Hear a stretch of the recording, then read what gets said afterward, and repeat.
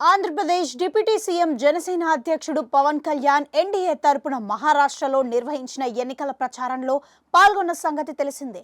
ఈ సందర్భంగా నాందేడ్ జిల్లా దెగ్లూరులో మాట్లాడుతూ చేసిన వ్యాఖ్యలు తీవ్ర చర్చనీయాంశమైన అవుతున్నాయి. ఈ నేపథ్యంలో ఈ వ్యాఖ్యలపై హైదరాబాద్ పోలీస్ కమిషనర్ కు ఫిర్యాదు చేశారు. అవును, AP deputy CM Pawan Kalyan పై చర్యలు తీసుకోవాలంటూ హైదరాబాద్ పోలీస్ కమిషనర్ కు ఎంఐఎం నేత ముబాషీర్ ఫిర్యాదు చేశారు. ఈ మేరకు సోషల్ మీడియా వేదికగా సిపిసివి ఆనంద్ కు ఎక్స్ లో ఫిర్యాదు చేశారు. హైదరాబాద్ లో ఓల్డ్ సిటీ వాసులు భారతీయ సంస్కృతిని విమర్శిస్తున్నారంటూ వ్యాఖ్యానించారని తెలిపారు. అయితే పవన్ కళ్యాణ్ వ్యాఖ్యలపై ఎంఐఎం నేత ముబాషీర్ తీవ్ర అభ్యంతరం వ్యక్తం చేశారు. హైదరాబాద్ వాసులను, అన్ని రకాల మతాల ప్రజలు కలిసి ఉంటున్న పాత బస్తీ వాసులను అవమానపరుస్తూ నగరంలో శాంతి భద్రతలను ఎంతో జాగ్రత్తగా మెయింటైన్ చేస్తున్న హైదరాబాద్ పోలీసులను పవన్ కళ్యాణ్ అవమానించపరిచినట్లేనని అన్నారు.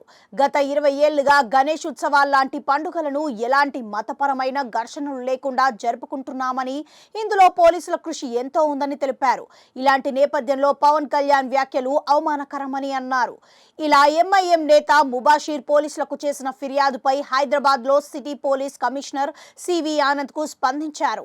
ఇందులో భాగంగా ఈ వ్యవహారంపై లీగల్ ఒపీనియన్ తీసుకుంటామని వెల్లడిస్తూ సదరు ఎంఐఎం నేతకు సమాధానమిచ్చారు.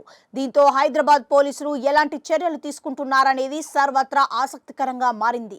కాగా మహారాష్ట్ర ఎన్నికల ప్రచార కార్యక్రమంలో పాల్గొన్న పవన్ కళ్యాణ్ నాందేడ్ జిల్లా దెగ్లూరులో ప్రసంగించారు. ఈ సందర్భంగా హైదరాబాద్ లో ఉండే కొంతమంది నేతలు, పోలీసులు 15 నిమిషాల పాటు కళ్ళు మూసుకుంటే హిందువులకు తామేంటో చూపిస్తామని అంటున్నారంటూ సంచలన వ్యాఖ్యలు చేశారు.